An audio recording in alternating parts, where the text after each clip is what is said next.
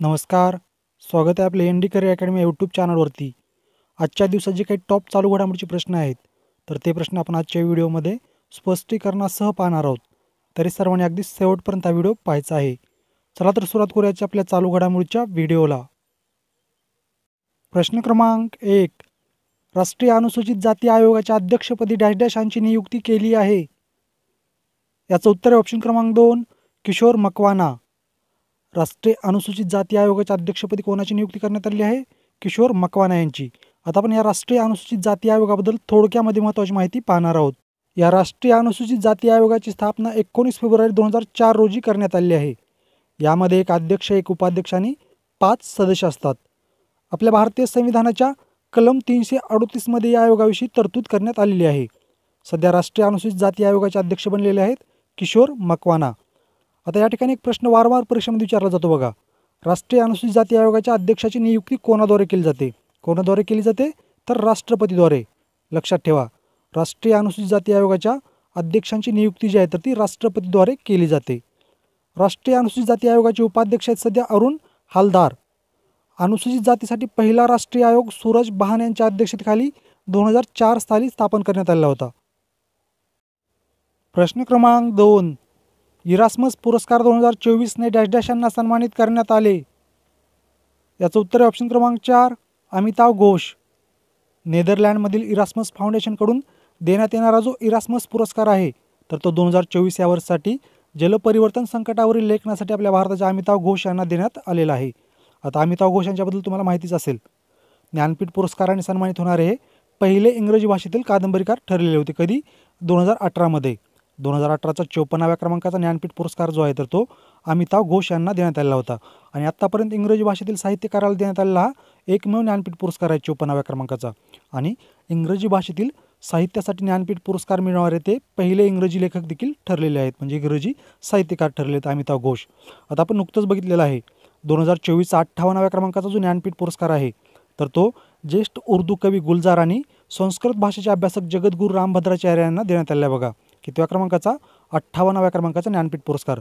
आता या ठिकाणी ज्ञानपीठ पुरस्काराचा उल्लेख आलेलाच आहे, त्यामुळे मी तुम्हाला या ज्ञानपीठ पुरस्काराबद्दल काही विशेष महत्त्वाची माहिती सांगणार आहे परीक्षेच्या दृष्टिकोनातून.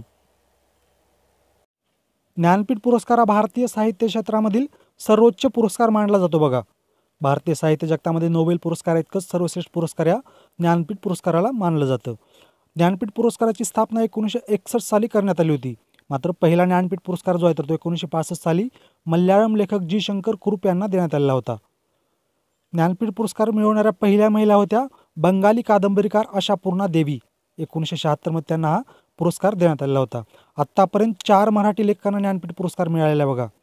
ज्ञानपीठ पुरस्कार मिळवणारे पहिले मराठी लेखक म्हणजेच पहिले महाराष्ट्रीयन होते विष्णू सखाराम खांडेकर, ज्यांना आपण वि. स. खांडेकर म्हणून ओळखतो.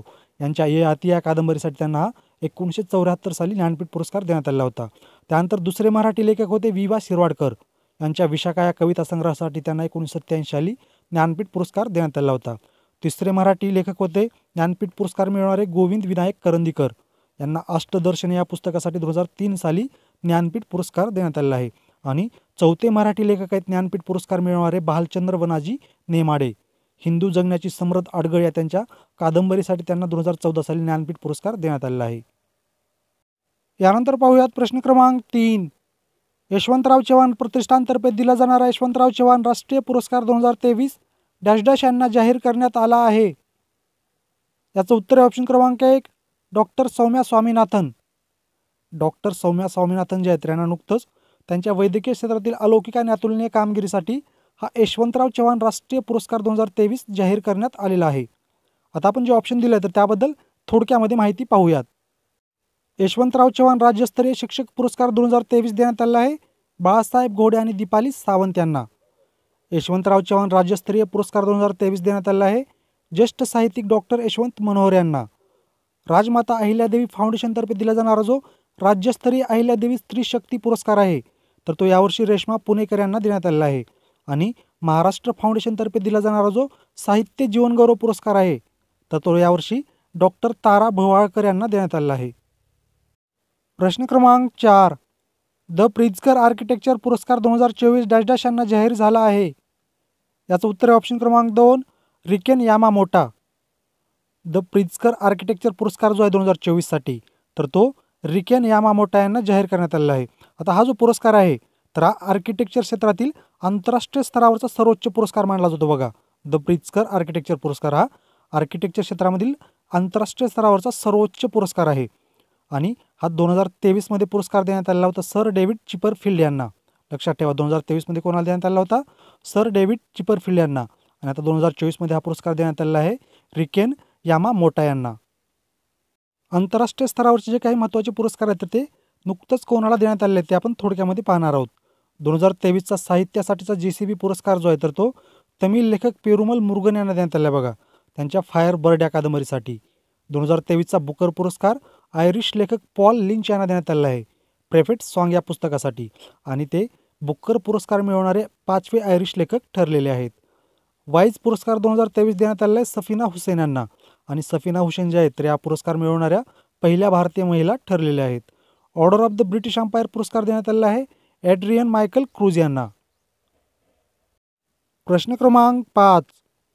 महाराष्ट्र राज्यात विकसित करण्यात येणारा नवीन ग्रीनफील्ड राष्ट्रीय महामार्गाची लांबी डॅश डॅश किलोमीटर असणार आहे. याचं उत्तर आहे ऑप्शन क्रमांक 3 230 किलोमीटर. आपल्या महाराष्ट्र राज्यामध्ये नवीन विकसित करण्यात येणारा जो ग्रीनफील्ड राष्ट्रीय महामार्ग आहे तर या महामार्गाची लांबी आहे 230 किलोमीटर. आणि हा जो नवीन राष्ट्रीय महामार्ग आहे ग्रीनफील्ड राष्ट्रीय महामार्ग तर हा कोणत्या शहरादरम्यान निर्माण करण्यात येणार आहे? पुणे, अहमदनगर आणि छत्रपती संभाजीनगर या शहरादरम्यान हा निर्माण करण्यात येणार आहे, ज्याची लांबी असणार आहे 230 किलोमीटर. सध्या आपल्या महाराष्ट्र राज्याचे सार्वजनिक बांधकाम मंत्री आहेत रवींद्र चव्हाण. सार्वजनिक उपक्रम मोगुण आहेत ते आणि सार्वजनिक बांधकाम मंत्री आहेत सार्वजनिक उपक्रम असं आपल्या महाराष्ट्र राज्याचे दादा दगडू भुसे. केंद्रीय रस्ते वाहतूक मंत्री आहेत सध्या नितीन गडकरी. आणि आपल्या महाराष्ट्रामध्ये नवीन जो शक्तिपीठ महामार्ग निर्माण करण्यात येणार आहे तर त्याची लांबी असणार आहे 805 किलोमीटर. आणि आपल्या महाराष्ट्र राज्यामध्ये सध्या जो सर्वात लांबीचा महामार्ग आहे समृद्धी महामार्ग तर त्याची लांबी आहे 701 किलोमीटर. प्रश्न क्रमांक 6. पंतप्रधान नरेंद्र मोदी यांनी डॅश डॅश राज्यात स्टॅच्यू ऑफ वेल्लोरचे अनावरण केले आहे. याचं उत्तर ऑप्शन क्रमांक 3 आसाम. आपल्या देशाचे पंतप्रधान जे आहेत नरेंद्र मोदी यांनी आसाम या राज्यामध्ये स्टॅच्यू ऑफ वेल्लोरचं अनावरण केलेलं आहे. आता हा जो स्टॅच्यू ऑफ वेल्लोर आहे तर हा कोणाचा आहे? तर आसाम राज्यामध्ये एक ओहोम नावाचं राजघराणं होतं बघा. ओहोम नावाच्या या राजघराण्यामध्ये एक प्रसिद्ध सेनापती होते लचित बोरफुकन. लचित बोरफुकन यांचा हा पुत्र आहे ज्याचं नाव आहे स्टॅच्यू ऑफ वेल्लोर. यानंतर अलीकडील काळामध्ये आपल्या देशामध्ये उभारण्यात आलेले काही महत्त्वाचे स्टॅच्यू आपण पाहणार आहोत.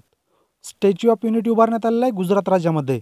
सरदार वल्लभभाई पटेल यांचा हा पुत्र आहे. स्टॅच्यू ऑफ इक्वॅलिटी निर्माण करण्यात आलेला आहे तेलंगणा राज्यामध्ये.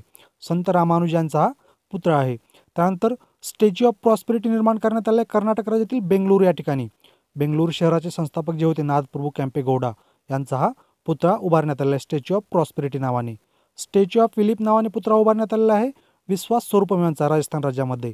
स्टॅच्यू ऑफ सोशल जस्टिस पुतळा उभारण्यात आलेला आहे डॉक्टर बाबासाहेब आंबेडकर यांचा आंध्र प्रदेश राज्यामधील विजयवाडा या ठिकाणी. आणि हा डॉक्टर बाबासाहेब आंबेडकर यांचा आपल्या देशातील सर्वात उंच पुतळा ठरलेला आहे. कोणता? Statue of social justice. Statue of oneness हा पुतळा आदिगुरु शंकराचार्य यांचा निर्माण करण्यात आला आहे मध्य प्रदेश राज्यामध्ये.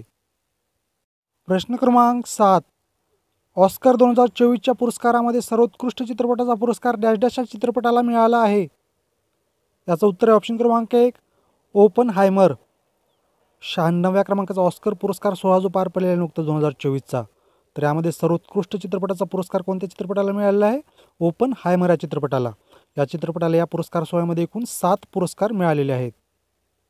आणि तुम्हाला आठवत असेल नुकतंच मुंबई या ठिकाणी 17व्या क्रमांकाचा दादासाहेब फाळके आंतरराष्ट्रीय चित्रपट महोत्सव पुरस्कार सोहळा जो पार पडलेला आहे 2024चा तर त्यामध्ये देखील या ओपनहायमर चित्रपटाला सर्वोत्कृष्ट आंतरराष्ट्रीय चित्रपटाचा पुरस्कार देण्यात आलेला होता. आता आपण या 96व्या ऑस्कर पुरस्कार सोहळ्यामध्ये काही महत्त्वाचे पुरस्कार जे देण्यात आले तर त्याबद्दल थोडक्यामध्ये माहिती पाहूयात. या 96व्या ऑस्कर पुरस्कार सोहळ्यामध्ये सर्वोत्कृष्ट अभिनेत्याचा पुरस्कार देण्यात आलेला आहे सिलियन मर्फी यांना ओपनहायमर या चित्रपटासाठी. सर्वोत्कृष्ट अभिनेत्रीचा पुरस्कार देण्यात आलेला आहे एम्मा स्टोन यांना प्युअर थिंग्ज या चित्रपटासाठी. सर्वोत्कृष्ट दिग्दर्शकाचा पुरस्कार देण्यात आलेला आहे क्रिस्टोफर नोलन यांना ओपनहायमर या चित्रपटासाठी. सर्वोत्कृष्ट आंतरराष्ट्रीय चित्रपटाचा पुरस्कार देण्यात आलेला आहे द झोन ऑफ इंटरेस्ट या चित्रपटाला. सर्वोत्कृष्ट माहितीपटाचा पुरस्कार देण्यात आलेला आहे द लास्ट रिपेअर शॉप या माहितीपटाला. सर्वोत्कृष्ट सहाय्यक अभिनेत्याचा पुरस्कार देण्यात आलेला आहे रॉबर्ट डाउनी ज्युनियर यांना ओपनहायमर या चित्रपटासाठी. आणि सर्वोत्कृष्ट सहाय्यक अभिनेत्रीचा पुरस्कार देण्यात आलेला आहे दा वाईन जॉय रॅन्डॉल्फ यांना द होल्ट ओव्हर्स या चित्रपटासाठी. प्रश्न क्रमांक 8. हरियाणा राज्याचे नवीन मुख्यमंत्री डॅश डॅश बनले आहेत. याचं उत्तर आहे ऑप्शन क्रमांक 2 नायब सिंग सैनी. हरियाणा राज्याचे मुख्यमंत्री होते मनोहर लाल खट्टर. यांनी आपल्या मुख्यमंत्रीपदाचा राजीनामा दिलेला आहे आणि त्यानंतर लगेचच हरियाणा राज्याचे 11व्या क्रमांकाचे मुख्यमंत्री बनलेले आहेत नायब सिंग सैनी. हरियाणा राज्याची स्थापना 11 जानेवारी 1966 रोजी करण्यात आली आहे आणि नंतरच हरियाणा राज्यामधून पंजाब हे राज्य वेगळं करण्यात आलेलं होतं बघा. चंदीगड ही हरियाणा आणि पंजाब या 2 राज्याची संयुक्त राजधानी आहे. हरियाणा राज्यामध्ये एकूण जिल्हे आहेत 22. हरियाणा राज्यामधील सर्वात मोठं शहर आहे फरीदाबाद आणि हरियाणा राज्याचे 11व्या क्रमांकाचे मुख्यमंत्री बनलेले आहेत सध्या नायब सिंग सैनी. हरियाणा राज्याचे राज्यपाल आहेत सध्या 18व्या क्रमांकाचे बंडारू दत्तात्रेय. हरियाणा राज्यामध्ये जी विधानसभा आहे तर त्या विधानसभेची सदस्यसंख्या आहे 90. हरियाणा राज्यामध्ये लोकसभा मतदारसंघ आहेत 10 आणि राज्यसभा मतदारसंघ आहेत 5. हरियाणा राज्याचा राज्य प्राणी आहे काळा हरिण. राज्य फूल आहे कमळ. राज्य वृक्ष आहे पिंपळ आणि हरियाणा राज्यामध्ये एकमेव राष्ट्रीय उद्यान आहे त्याचं नाव आहे सुलतानपूर राष्ट्रीय उद्यान. यानंतर पाहूयात प्रश्न क्रमांक 9. भारताचे बॅडमिंटनपटू चिराग शेट्टी आणि सात्विक साईराज रंकारेड्डी यांनी फ्रेंच ओपन बॅडमिंटन स्पर्धेचं विजेतेपद डॅश डॅश व्यांदा पटकावले आहे. याचं उत्तर आहे ऑप्शन क्रमांक 2 दुसऱ्यांदा.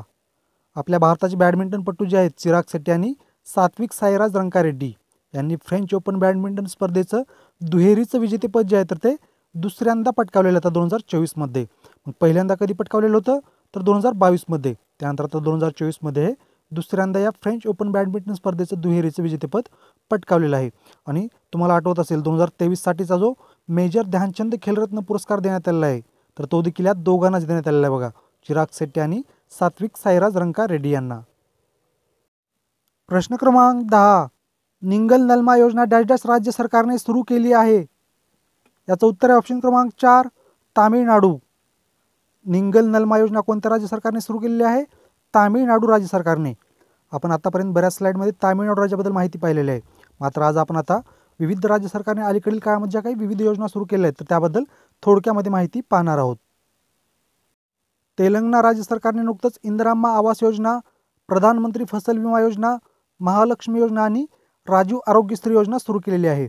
झारखंड राज्य सरकारने विधवा पुनर्विवाह प्रोत्साहन योजना सुरू केलेली आहे. मध्य प्रदेश राज्य सरकारने श्री अन्न प्रोत्साहन योजना सुरू केलेली आहे. आंध्र प्रदेश राज्य सरकारने उन्नत आरोग्यश्री योजना सुरू केलेली आहे. कर्नाटक राज्य सरकारने गृहलक्ष्मी योजना सुरू केलेली आहे. छत्तीसगड राज्य सरकारने ग्रामीण आवास न्याय योजना सुरू केलेली आहे आणि तामिळनाडू राज्य सरकारने नुकतंच निंगल नलमा योजना सुरू केलेली आहे. विद्यार्थी मित्रांनो, हे होते आजच्या आपल्या चालू घडामोडीच्या व्हिडिओमधील महत्त्वाचे 10 प्रश्न. आता आपण जो नवीन उपक्रम सुरू केलेला आहे म्हणजे कालच्या चालू घडामोडीच्या व्हिडिओमध्ये आपण प्रश्न जे पाहिलेले आहेत तर ते प्रश्न मी तुम्हाला अगदी 30 ते 40 सेकंदामध्ये एकदा रिवाईज करून देणार आहे. विद्यार्थी मित्रांनो, तुम्हाला जर मी दिलेली माहिती आवडत असेल, समजत असेल तर तुम्ही आपला हा व्हिडिओ तुमच्या मित्रमैत्रिणीपर्यंत नक्की शेअर करायला विसरू नका. कारण खूप महत्त्वाची माहिती आहे. तुम्ही व्हिडिओ शेवटपर्यंत पाहत चला प्रत्येक व्हिडिओ. त्यामध्ये मी तुम्हाला जी माहिती देत आहे तर ती चालू घडामोडीची तर आहेच, त्याचबरोबर तुम्हाला जी इतर विषयाची माहिती आहे, इतिहास असेल, भूगोल असेल, राज्यघटना असेल, तर या सर्व विषयासंबंधित जी जीकेची माहिती आहे तर ती देखील मी तुम्हाला अगदी सोप्या भाषेमध्ये सांगत आहे. आता कालच्या व्हिडिओमध्ये जे आपण प्रश्न पाहिले होते त्यावरती एकदा रिव्हिजन करून घेऊयात. भारतीय पॅरा ऑलिम्पिक समितीच्या अध्यक्षपदी निवड करण्यात आली आहे देवेंद्र झाझडे यांची. महिला प्रीमियर लीग स्पर्धेमध्ये हॅट्रिक घेणारी दुसरी खेळाडू आणि पहिली भारतीय खेळाडू ठरलेली आहे दीप्ती शर्मा. मिस वर्ल्ड 2024चा किताब जिंकलेला आहे झेक प्रजासत्ताकाच्या क्रिस्टिना पिस्कोवा यांनी. पाकिस्तानचे 14वे राष्ट्राध्यक्ष बनलेले आहेत आसिफ अली झरदारी. पंतप्रधान मोदींनी इस्रोच्या दुसऱ्या रॉकेट लॉन्च पोर्टची पायाभरणी केलेली आहे. कोणत्या ठिकाणी? तामिळनाडू राज्यातील थुथिकुडी जिल्ह्यातील कुलशेखर पट्टिनम या ठिकाणी. इंडिया UK अचिव्हर्स ऑनर्स पुरस्काराने नुकतंच सन्मानित करण्यात आलेलं आहे झोया अख्तर आणि अस्मा खान यांना. आपल्या भारतातील पहिली ड्रायव्हरलेस मेट्रो ट्रेन सुरू करण्यात येणार आहे बेंगळुरू या शहरामध्ये. भारत आणि अमेरिका या देशादरम्यान नुकतंच सी डिफेंडर 2024 नावाचा एक संयुक्त युद्ध सराव आयोजित करण्यात आलेला होता. महाराष्ट्र राज्य प्रदूषण नियंत्रण मंडळाच्या अध्यक्षपदी नियुक्ती करण्यात आलेली आहे सिद्धेश कदम यांची. PV सिंधूला 2024 वर्षीच्या अर्थ अवर इंडियासाठी सदीच्या दूत बनविण्यात आलेला आहे. Cultural ambassador of the year पुरस्कार देण्यात आलेला आहे नुकतंच मैथिली ठाकूर यांना. भारताच्या तिन्ही सैन्याचा जो संयुक्त सराव आहे भारत शक्ती तर तो 12 मार्च रोजी राजस्थानच्या जैसलमेर या ठिकाणी आयोजित करण्यात आलेला होता.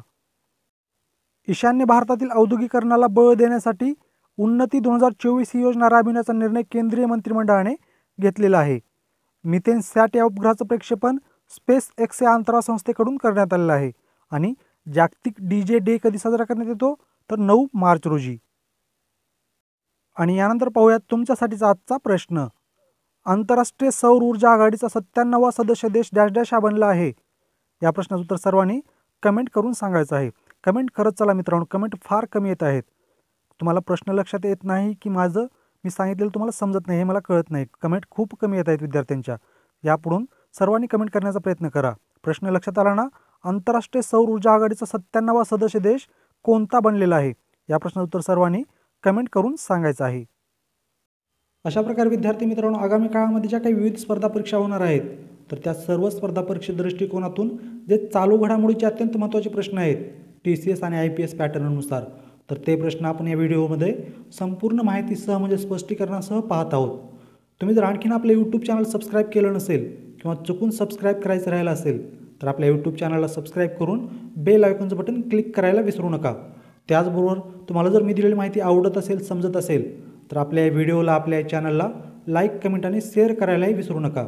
आणि विद्यार्थी मित्रांनो, तुम्हाला जर चालू घडामोडीच्या आणि GKच्या नोट्स हव्या असतील तर तुम्ही आपला टेलिग्राम ग्रुप किंवा व्हॉट्सअप ग्रुप जॉईन करू शकता.